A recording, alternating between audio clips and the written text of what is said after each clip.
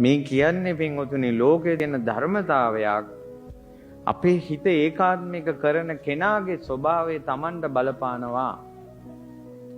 ඔබට යම් දවසක රාගය ඉපදිලා ඒ රාගය ඔබට වැඩි වුණා නම් ඒ වැඩි උනේ තවත් රාගයේ තියන අය ගැන හිතද්දිමයි. කවදාවත් ඔබ ඔබගේ හිතේ රාගය වැඩි කරගන්න බුදු පිළිම දිහා හිතුවේ නැහැ. හිතෙන් බුදු පිළිම හිතුවේ නැහැ. රහතුන්ගේ රූප හිතුවේ නැහැ. සෑය හිතුවේ නැහැ.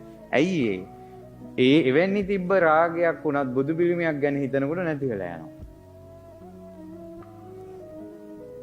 රාගය මේ ලෝකේ මිනිස්සු රාගය වැඩි කරගන්නේ රාගයේ තියෙන අය ගැනම හිතලා. රාගයේ තියෙන අය කරන දේවල්ම බලලා. රාගයේ තියෙන අය කියන දේවල්ම අහලා. හේතුම් පටිච්ච සම්භූතං හේතුබංගං නිරුජ්ජති. හේතුවක් නිසා නම් මේක හටගන්නේ. හේතුව නිරුද්ධ වුණොත් ඵලය නැති වෙනවා. මේ බුදුපසේ බුදු මහරහතන් වහන්සේලා වීත රාගී වීත දෝෂී වීත මෝහී ඒ මුනිවරු ඇසුරු කරන්න ඕනේ හිතේ තියෙන රාගේ පාලනය කරන්න.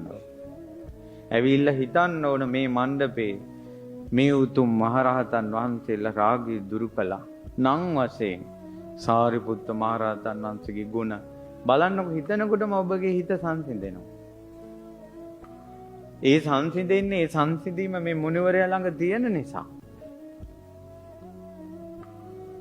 භාග්‍යවතුන් වහන්සේ මුගලන් මහරහතන් වහන්සේ මහා කාශ්‍යප මහරහතන් වහන්සේ පිළින්දි වච්ච මහරහතන් වහන්සේ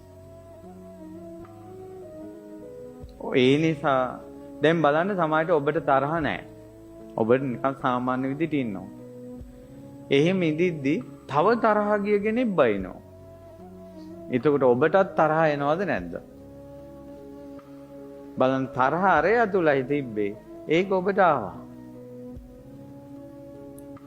මේ රාගය බෝ වෙනවා. ද්වේෂය බෝ වෙනවා.